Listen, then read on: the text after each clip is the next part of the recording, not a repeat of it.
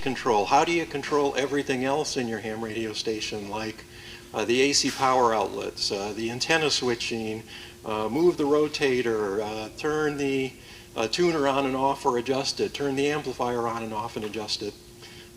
Basically everything in your shack needs to be either computer controlled or fully automatic to make a remote operation easy. This is really the hard button. Getting everything else in your station to work is probably 90% of the effort. Getting your radio to work is the easy part. Getting the audio is the easy part. And you do need fairly good internet service. Not excellent internet service, but good internet service. You really need a low delay, a low latency, a low jitter issue. If you can keep the latency under 100 milliseconds, you'll be able to operate remote fairly well. Some people go up as high as maybe 200 milliseconds. Some really good connections are down in like the 20 milliseconds, and it's just like being at the shack. You can't even tell the difference. The speed you need, basically, if you have it over about 1 million bits per second, you're going to be fine. You can actually operate with much less, maybe like 400 kilobits per second, but then you start having to cut things back and use lower quality audio. And so as long as you're up over 1 million bits, you're going to be fine. And on the radio end of your connection, you really want to have a public visible IP address, because that makes connecting to your system so much easier. If you actually have to keep track of a changing IP address through a dynamic name service, it just gets much more complicated. So if you can, at the radio end at least, try to get a fixed IP address. And the other need we didn't want to talk about is patience and willingness to solve problems, because there's a lot of that. There's a lot of that at the start, but once you have things working, remote systems are very reliable. It's just that first hump of getting things working that's sometimes it has you tear your hair out. There's 4 ways that people are using these days that are proven ways to do remote access. It's not blue sky, it's not imaginary. You could actually do all these right now. Number 1 is use a web browser. RemoteHamRadio.com is the big player in that space. They have 10 good stations. You can access them with a Chrome web browser, a smartphone, a tablet, Android or iOS. You can use a hardware interface box. You can use a K3 mini front panel. There's a good review of it in May 2013, although that's getting a little dated now. They have a free 30-minute trial. How can you go wrong with that? They basically cost $99 a year, and then the stations cost 9 to 49 cents per minute, depending on which station you use. Although they have a Hamvention sign up, so you can sign up right now for only $49 a year. There's a link, or just go to their website. They have lots of information there. This web browser access is really great for DXing. You'll never miss a rare one again, because you can get on the air. It's too expensive to sit around and rag chew this way. They have some nice stations in Puerto Rico or Haiti, so you can have fun being a DX station yourself. It's a good backup system. If your station's down or you're visiting, you're far away from your station, you can always use this. And they do have some other premium stations available at a higher cost if you find you really like it. The second way, software programs. This usually requires you have a shack PC that's on and operating, and you have to have software both in the shack and on your end as the operator. RemoteHams.com is widely used. It's free to sign up. Some of their stations, if you want to use their stations, kind of charge you a club membership fee. But this is a good way for your club to put your club station on the air, for instance. You have to use their software called RCF Orb Client. You can also use their software to set up your station as a server. So they provide both halves of the software. There's a good article about it in a very recent QST, April. Another popular software program is from ICOM. It's the RS-BA1. They do charge $99, although with what you spend for a radio, I think they'd throw it in. But it works pretty well if you have an ICOM radio. You can see from the picture how easy it is to set up. You plug the USB cable in to your shack PC. The ICOM software takes care of lots of the functionality, goes over the internet to another PC running the ICOM software. It works well as long as you have an ICOM radio. There's a bunch of other software programs like Ham Radio Deluxe has a remote server built into it. Kenwood has something called the Radio Control Program. There's other software from individuals like TRX Manager and DF3CB make some very nice software, and N4PY makes some nice software. So if you're thinking of going down the software route, you might look at a few of these. RemoteHams.com is free. It's hard for me not to recommend that. These other software programs usually cost a little bit, but they're certainly worth it for all the capability they provide. The software is going to solve a lot of the problems that you don't want to have to solve on your own. And you do get some vendor and some user group support. So using software programs is a pretty good way if you want to kind of have a community where you can get some questions and answers from people and get things working. But remember, this mostly solves connecting to the radio. The rest of your shack still needs to be computer controlled or automatic. The third way is what's called a remote desktop, which in the IT world they call a VNC program. Again, you need a shack PC, you need software on both ends. You set up your shack PC to control everything in your shack. You can actually use any software you want, even if they don't know anything about remote. So you could use N1MM Plus Logger, you could use a DX Lab software, anything you want, which is why a lot of people like this remote desktop method, because they can use whatever software they really want to use for DXing or whatever function. Then you use remote desktop software on the shack PC and on your laptop, and you connect in and you can see your shack desktop. You can see your shack PC and do everything from your laptop just like you're at your desktop in the shack. This method probably needs better internet access than some of the others because it's kind of duplicating that whole desktop view across the internet for you. So sometimes that can have some lags and need a little more speed. But this is a very common function for remote workers in the IT world, remote workers in a lot of businesses. So this is pretty well proven out, and you can do a lot this way as long as your shack is fully set up to work, to control everything in your shack. There's lots of remote desktop programs. The best ones to use will include the two-way audio for you, so you don't need an extra add-on for the audio. Ones that include two-way audio are TeamViewer, Chrome Remote Desktop, SplashTop, Microsoft Remote Desktop. If you have a different remote desktop program, because maybe you use it for work or something else, you can actually add on audio pretty easily with Skype or a program called Remote Audio. You can also use the same kind of software that online game players use to chat back and forth with audio, and they're like Mumble and TeamSpeak, and there's lots of extra audio add-ons, but if I was going to start this way, I'd use a program that already has audio built in. The fourth way that really works is what we're going to call remote front panels, because hams like to have buttons and knobs available. They don't like always clicking on the screen and things. So there's really two ways to do this. One is with the remoterig.com boxes. So you can take any radios that have a detachable front panel, or you can use a second radio in what they call twin mode, and you extend that panel across the internet to control your radio. The remote rig boxes do a lot of things. They handle the keying, the audio, the rig control, extra serial port. They do a lot, CW, they can key FSK RIDI, they have a WinKeyer built in. So these boxes can do a lot, but that also means they're kind of complicated to set up to get working, but they can do a lot. The second way for remote front panels is Flex Radio provides a front panel called a Maestro, which can be wired or wireless and talk to your Flex Radio.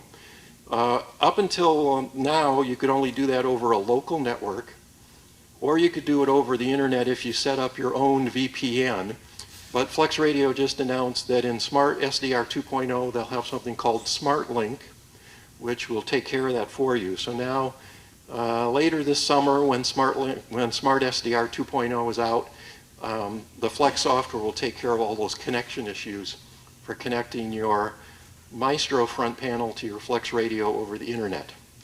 You might want to go by their booth and see the Maestro if you've never seen one. They're very slick, very neat. Flex radio also has 2 new radios that are introduced today, and you can buy them with or without a front panel. And when you buy them with the front panel, basically you're getting a Maestro stuck on the front of the box. So kind of neat. What's great about these is you get buttons and knobs. This can kind of be an expensive way to go because they're selling you extra hardware. You have some extra boxes in between maybe. Like I said, it can be difficult to get this set up the first time, but then it's very reliable. Once it's set up, it just works and works and works. You walk up and push the on button and the radio comes on and you're on the air. So if you really like having buttons and knobs, this is kind of a route to go. Remember, mostly this takes care of the radio. The rest of your shack needs to be computer controlled or automatic. I'm sorry to say that every time. There we are, station control. The rest of your station needs to be computer controlled or automatic. There's lots of crazy solutions. Here's just a few that I know work well for people. To switch AC power outlets on and off over the internet, Digital Loggers Inc. makes a device called a web power switch. 8 switched outlets, automatic reboot if the internet's lost, access it through a web browser. It's fantastic. They're $170 though for 8 outlets, but boy do they work well. If you're kind of a cheap ham, you can go with the Belkin Wemo switches. They're only $30, but you really only have 1 outlet. Antenna switching, if you need more antennas than your rig can select, because a lot of radios have a button, antenna 1, antenna 2. Well, once you need 3, 4, or 5 antennas, you have to go to a band decoder and a remote antenna switch switched by your band decoder. So then you can basically set up any antenna you want on any band. You could have multiple antennas on a band and switch between them. So a lot of contest stations are very familiar with this because they set up their multiple antennas to be automatically switched when a radio goes to a band. So it's a little more complicated, but it gives you lots of flexibility about which antenna is on which radio, on which band. Usually you should include a dummy load for some testing if you can. Rotators are one of the worst things to deal with. Some software that works really well is from Green Heron Everywhere. There's also a software program called PST Rotor AZ, which controls rotators very well. That little picture there is of PST Rotator AZ with a rotator and a step IR control software all built in. A lot of logging software can also control basic functions of your rotator, like just sending them to one heading, but they can't do a lot of extra configuration. If you have antenna tuners or amplifiers, well, if you have a manual antenna tuner, you know, with knobs that have to be turned, or a amplifier with knobs that have to be tuned up, you can actually use them on one band. So if you leave them so that they're switched in line on that band, they'll work fine. If you want to use them across multiple bands, you're probably going to have to look at a automatic antenna tuner and an auto-tune amplifier.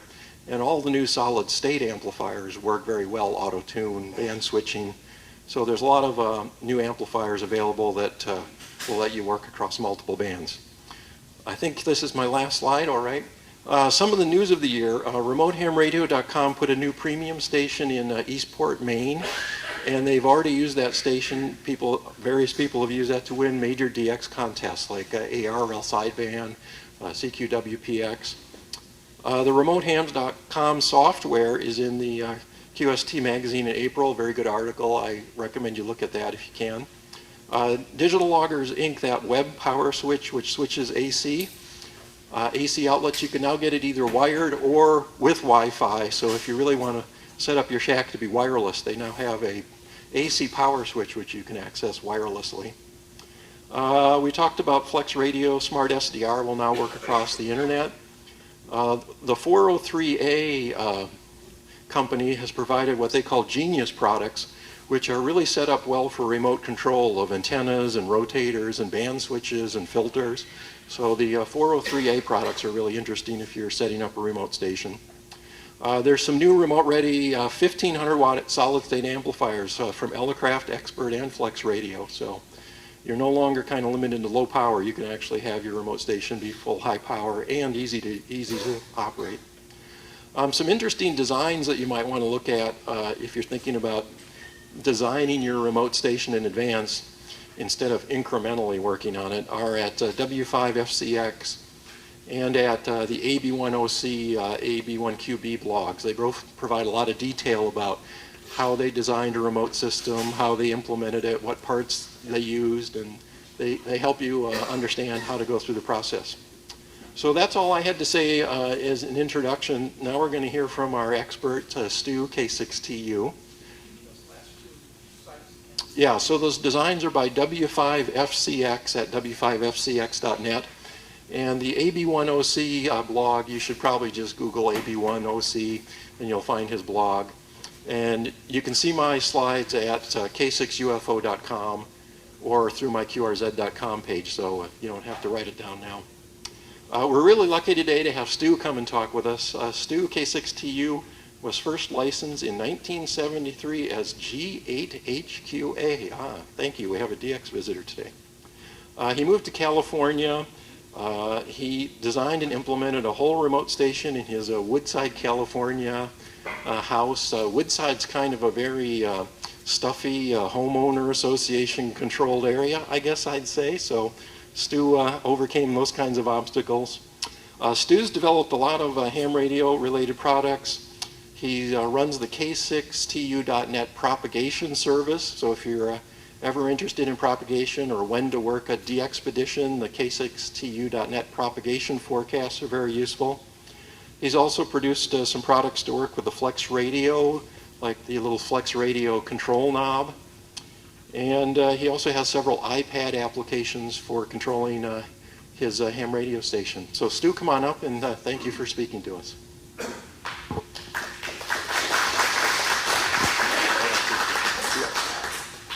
Thank you, Mark. Let me just switch this here real quick.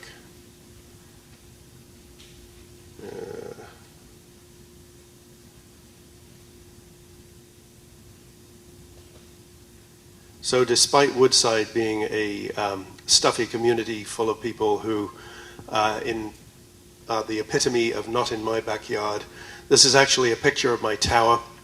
I have a completely legally permitted tower in Woodside, California. It's only one of 3, but there are some others, so it's quite possible. You just have to figure out how to work with the local council and the authorities, and sometimes you can get what you want. Not always. So I've operated remote now for about 14 years, a combination of remote at home. So all of my equipment and antennas are about 500 feet away from where I operate in the house. The antennas are probably about 200 feet then away from where all of the radio equipment is located. And together with Kevin, K6TD, we have a remote contesting station on a mountaintop near San Jose called Mount Umunum. It's about 3,500 feet above sea level. It's the site of what used to be part of the Defense Early Warning Line. And Kevin and I are both avid contesters, so for us, if we're going to operate remotely, we want to be at the radio. So we're very much focused on quality access to the radio as though we were sitting with it right in front. So what I'm going to talk to you today, I'm going to give you a very brief introduction about software-defined radio. The remote that I use both at home and the remote that we have on the mountaintop uses Flex Radio, 6000 series products. Everything is computer controlled. I'm going to talk about why use an SDR, particularly in the context of remote. And then I'm going to give you some observations, performance considerations, and so on about what it takes in order to get successful remote operation. Is all this online? No, this is not online. I'll figure out some way of producing some extract of this. So there are broadly defined 2 different architectures for software-defined radios. I'm not going to go into these in depth. I just wanted to highlight the difference of them. The top one is exemplified by the older Flex Radio 5000, 3000 series, which were really direct conversion receivers using DSP on a PC or a computer connected via some kind of high-speed interface in order to do all the digital signal processing. The more modern radios, of which Flex Radio is an example, as are the Apache Labs Anan products, they use what's called direct sampling, which is where you have an analog to digital converter attached directly to an RF amplifier and the antenna. And that amplifier is the only analog component in the radio. Everything else is done digitally with very high-speed sampling, and everything else is done in software. So why use a software-defined radio? So with the digital sampling, it's possible to get performance by eliminating pretty much everything except that one analog component, the low noise amplifier that's connecting you to the antenna. Because you have eliminated all of the analog components, you can create much more perfect function blocks in the radio. So I'm sure those of you familiar with mixers, you know that mixers produce intermodulation products. They produce spurious responses, image responses. When you do a mixer in software, you can make much better performance. You can achieve performance levels that you frankly can't reach in an analog world at all, not at any price.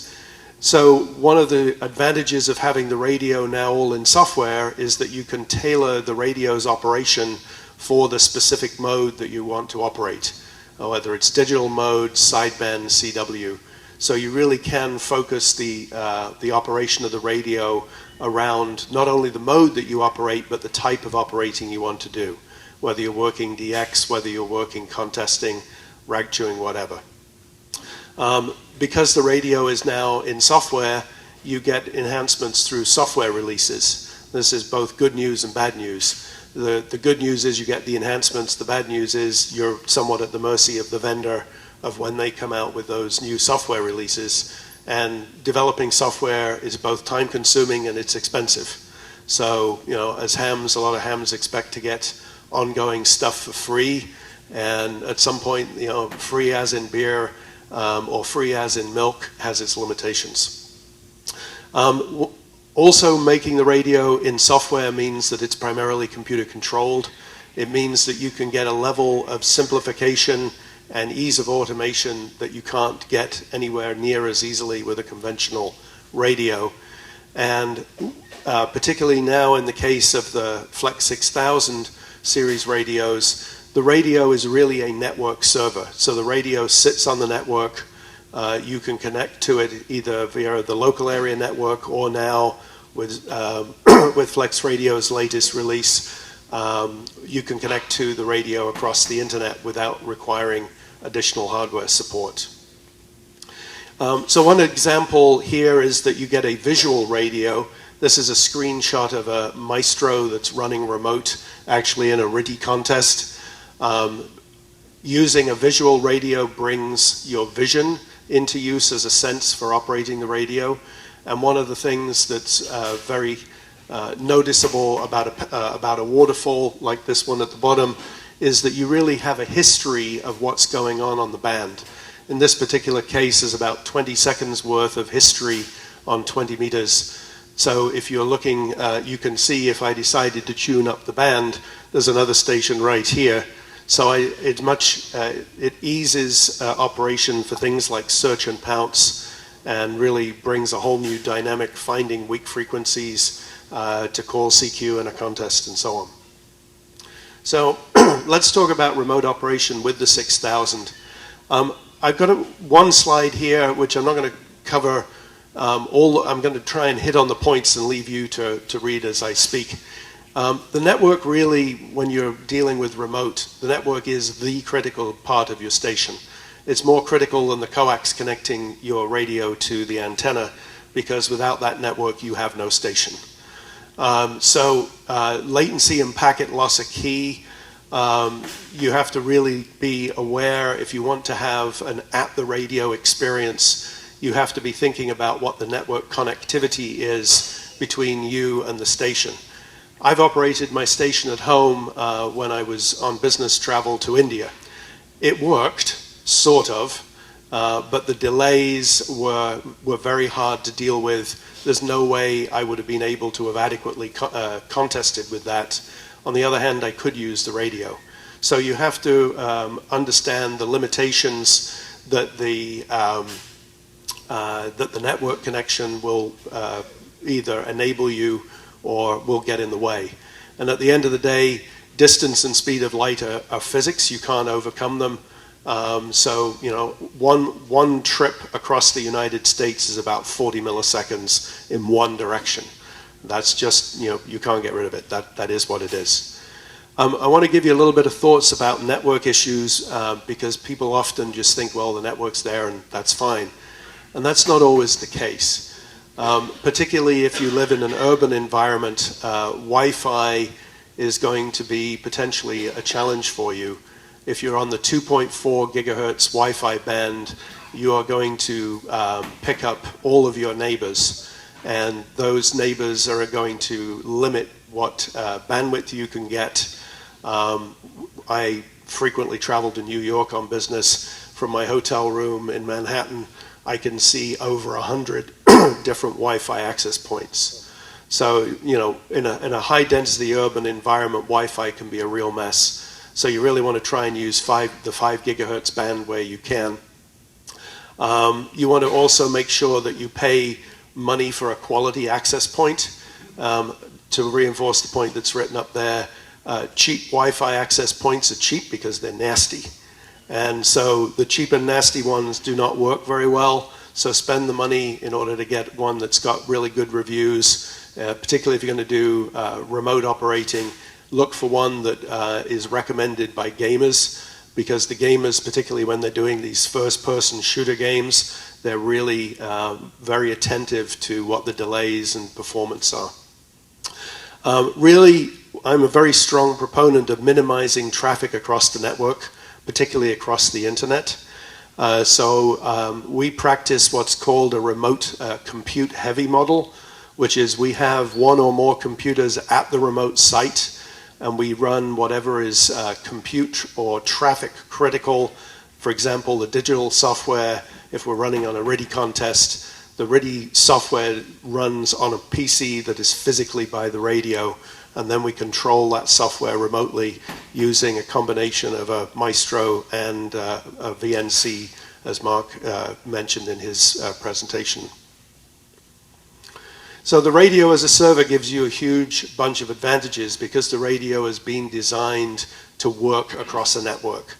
So it means that all of the functions the radio provides are accessible across the network, and you don't have limitations between, okay, well, this will work when I'm physically sitting at the radio, but I can't get at this particular function because the vendor didn't extend it through whatever computer interface they provided to the radio. So you need to be now thinking about the user interface. The user interface, even though it may be a remote front panel, as Mark mentioned, with a Maestro or as a K30 as an example, but you're really using what is a computer itself.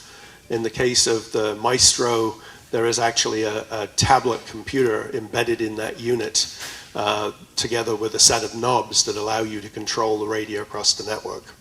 You can get multiple PAN adapters. PAN adapters are a great benefit. They're also bandwidth hungry. To run a good resolution PAN adapter, you're looking at around 3/4 of a megabit, so 750 kilobits a second all the time. And one of the things to be mindful is that most internet links, whether they're business or home links, you have far less bandwidth up into the internet than you have down from your service provider. I do most of my business from my home. I have 150 megabits down. That's great. I only have 22 up. 22 is pretty good. I'm not complaining, but that gives you an idea of, even when you're paying on a business class connection, what level of asymmetry you have. You have to start thinking about how you get computer and audio control to the radio. That's also done across the network. And by also having the radio provide data across the network. You can also get access to what's called the INQ data. So this is essentially the samples of the IF, which allows you to run CW skimmer or a RIDI skimmer and look at 100 kilohertz of the band at one time. You can imagine the amount of bandwidth that that requires. So an INQ feed, if you're going to run it across the internet, is of the order of 2 megabits a second for a reasonable sample rate. So you begin to see why we practice this remote compute heavy model. We want to minimize the traffic we pull over the network and keep all of the high speed and short latency stuff physically in the station. And as the point goes at the bottom, you can operate, whether you're running single up one radio or SO2R, you can do that remotely as well. Mark mentioned Ham's fascination with knobs. It's not just a fascination, it's a requirement.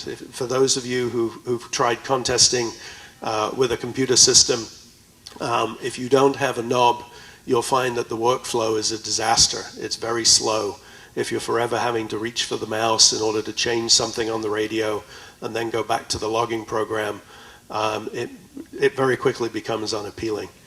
So it was actually the original reaction to this when I started contesting with a remote Flex 5000 that led Kevin and myself to develop what became the Flex Control, which is a very simple knob and a minimal number of buttons on it in order to be able to tune the radio remotely.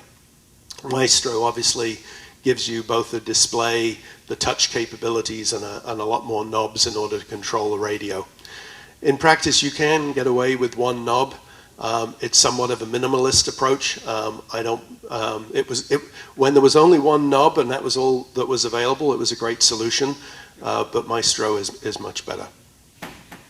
In the case of remote audio, this is one area where I think a lot of the vendors still have significant work to do in their products. Most of the commercial ham radio support for remote audio, including that in Flex Radio, today introduce an amount of delay that is borderline. And not only does it have issues in terms of delay, but depending upon whether if you're operating CW or if you're using a voice keyer, for example, with a contest logger, there is limits on what kind of audio feedback you get in terms of side tone or monitor. So in the case of the Flex Radio, if you're operating with remote audio, you can't monitor the audio into the radio, and you can't get a side tone if you key the radio remotely. So we've actually implemented our own solution of this. There is a couple of good solutions, although not inexpensive.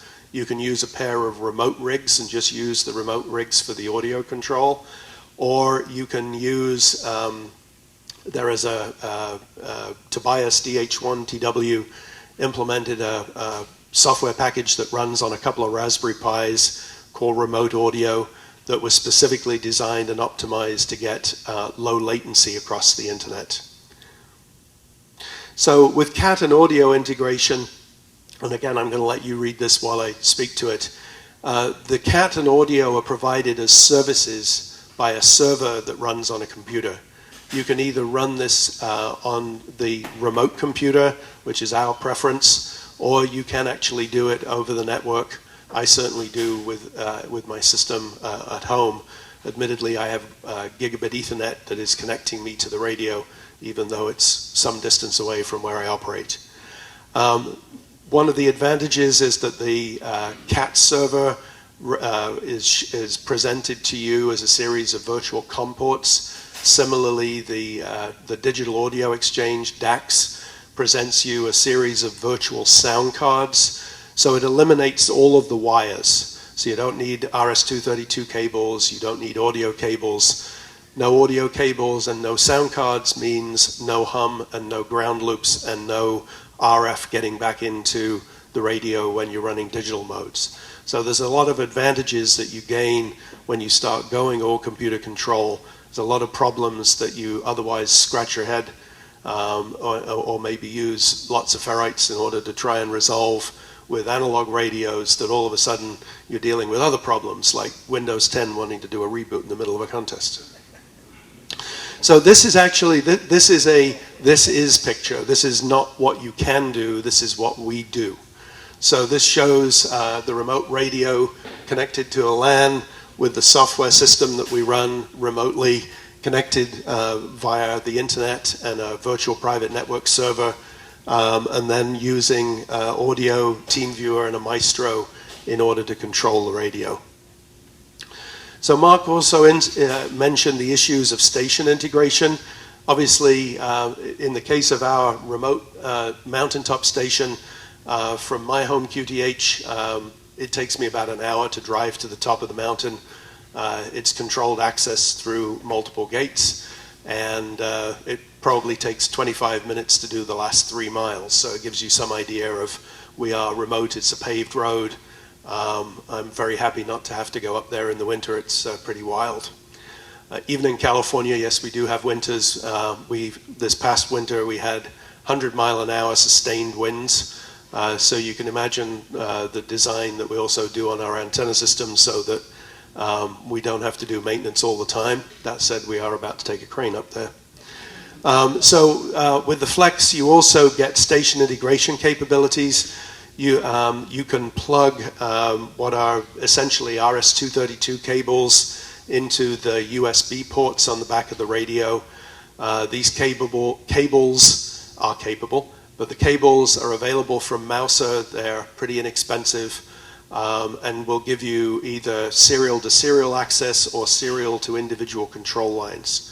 So Flex provides a fairly sophisticated set of capabilities in Smart SDR that allows you to go through and say, okay, if I'm transmitting on this particular band, I want this particular line to be turned on when I transmit.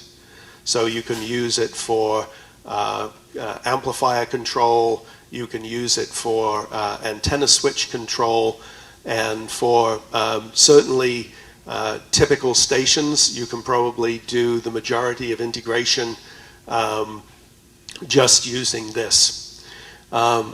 This is a photograph of the antenna control matrix that we have at our remote station, just to give you some idea. So we have a pair of stacked tri-banders, one at 46 feet, one at 92 feet. We have another antenna that's at 112 feet that we use for 40 meters on top of that. And then a vertical dipole for 80 meters. Actually, tomorrow we won't be up there, but the bulldozer will be cleaning the space out for us to put a full-size 80-meter foursquare there.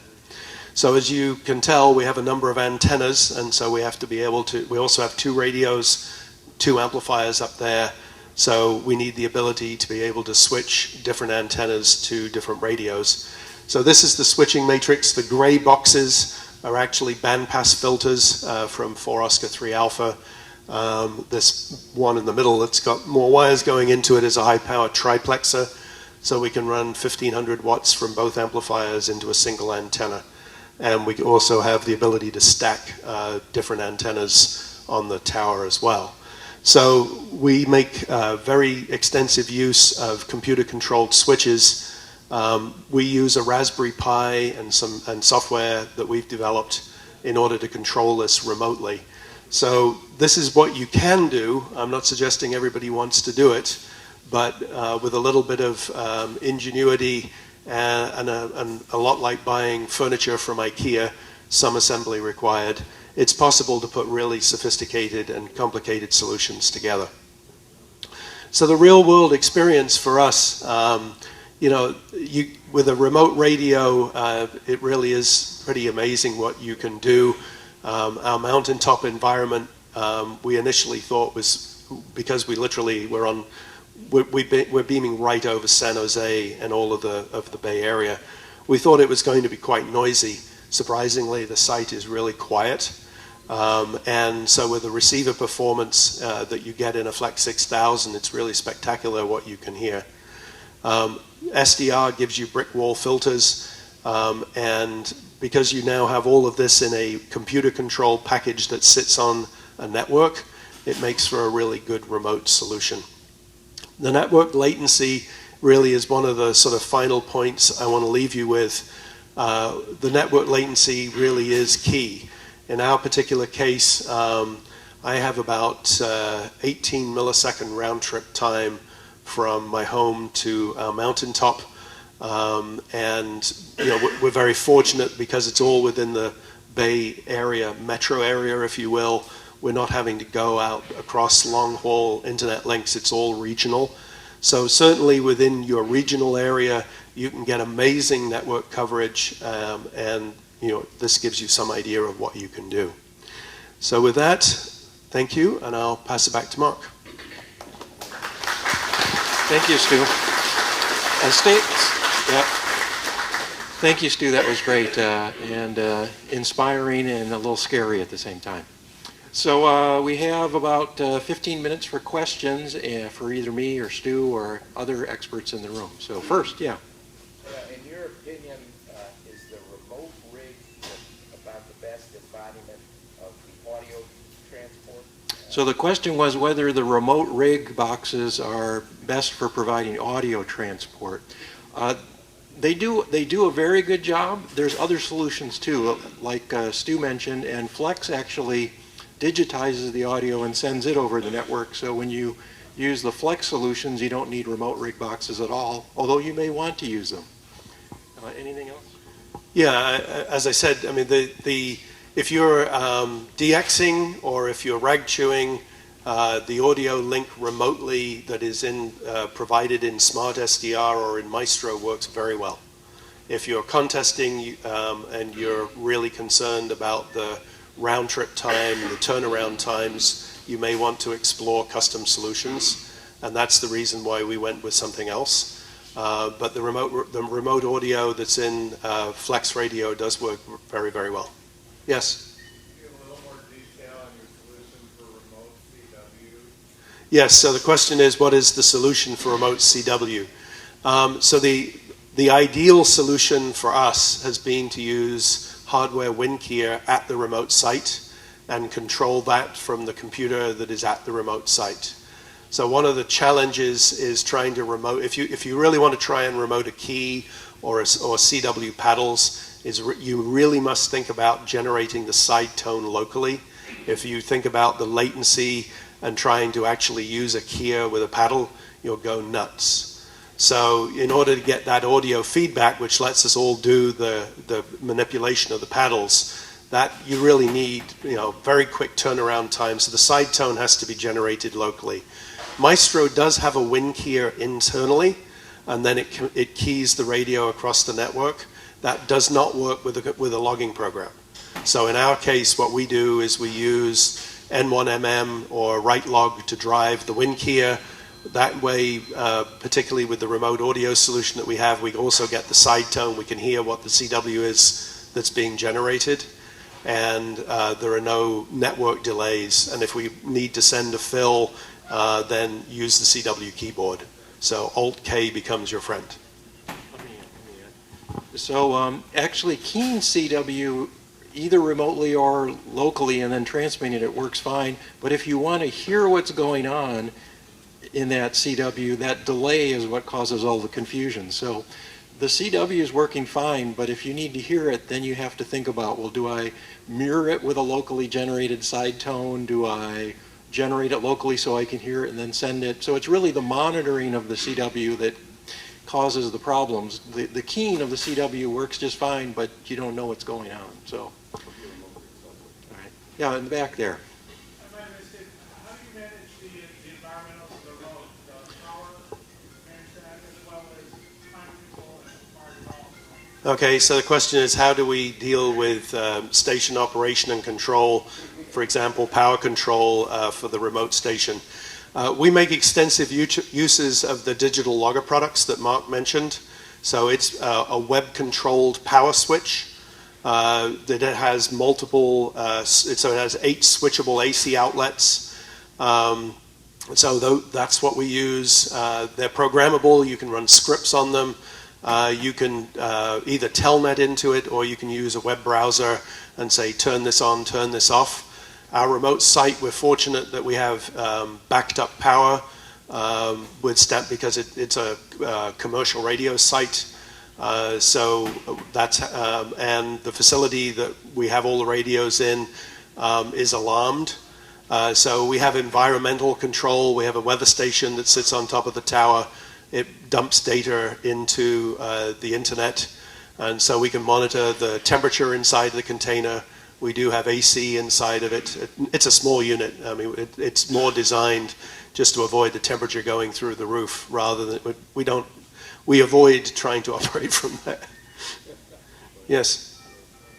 I have the K Flexus side. I have K3 and K3 many antennas and lamps and all that stuff. Of course, beautiful for 4 years in contesting that with the Flex, like the Lumber, and I see mention of it up there, is the pan adapter. How in the hell do you get that over the internet? Or is that a function of Flex?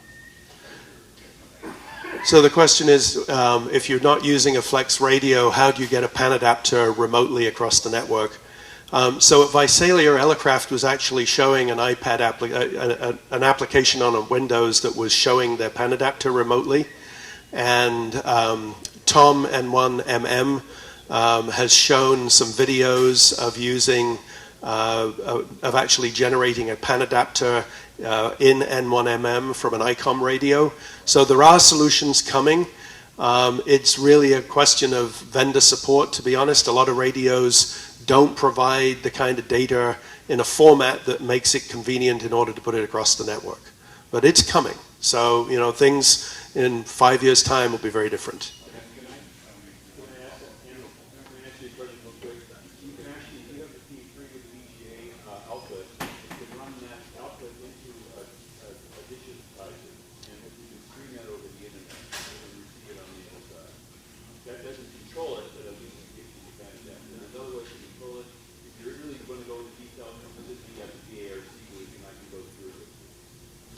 I think, yes, sir. Like Microsoft updates to your operating system and other kinds of updates, how do you don't want to send somebody else a mouse. Right. So the question is, how do we deal with remote software updates of the the computers on the remote site? The other part of that is, how do you manage Windows 10 so that when it decides to do updates and do a reboot, that it doesn't do it at an inconvenient time? So real quickly, with VNC, we can remotely control the computers. We also have what's called remote KVM, keyboard, video, and mouse. So it's a little $100 unit that sits on the VGA, sits on the mouse, sits on the keyboard, that we can independently access across the network. And with that, we can do hardware control of the PC. We also use Windows 10 Professional. It's another $100 over the regular retail version, but that you can configure so that it will only do reboots at your control, so it doesn't just randomly do it. Any other questions? What are you using for your antenna switching hardware? Okay, what are we using for our antenna switching hardware? We use the 4 Oscar 3 Alpha 6x2 antenna switches. They're computer controlled. That picture of the matrix that I showed you actually has 8 of those switches in it. There's a lot of remote antenna switches from like Microham or Top 10 devices, but the 403A ones, he has thought about remote control. So I would encourage you to encourage him to keep putting remote capability in the antenna switches. Another question or two? Oh, over here. Like 10 levels below where you guys are operating, just trying to set up remote operation. Doesn't necessarily, my wife drags me down to Florida for a Minnesota winter, and I'm hardly able to operate. And I'm going to operate CW in digital mode, and I normally operate with my computer because these things I have to be able to do, mutual switch in, and I have to install rotor control. I do that with the charger.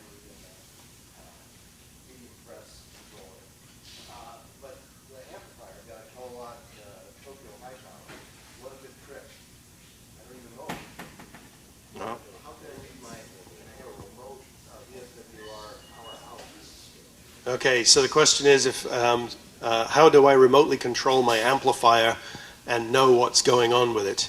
So I have two solutions to you. A webcam is we make extensive uses of webcams. They are relatively inexpensive. You don't necessarily need huge resolution. You don't need zoom, waterproof capabilities, and those little cameras that are network accessible, those just plug into the network, and we have 3 or 4 of them. We have one that looks up the tower. We have one that looks at the rotor displays so that we can actually read those in case the computer doesn't agree. We have one that actually looks at the matrix. The matrix actually has little LEDs on it so we can tell which ports are active. Some amplifiers, the Alpha 9500, the new Flex amp, the new Elecraft amp, or the KPA 500 are all completely computer remotely controllable. They'll read you the VSWR, the power output, the fault codes, and you can power cycle them remotely as well. Well, I've got my Tokyo high power soul. Yeah. No, I understand. Well, some, particularly if you're trying to remote an existing station, then there are going to be perhaps some limitations. If you're designing something from scratch to be remote, then obviously you think about what makes for easiest control. Maybe one more question. Yes, sir.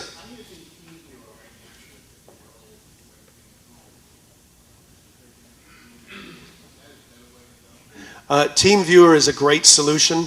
It's free. And for non-commercial use, it's free.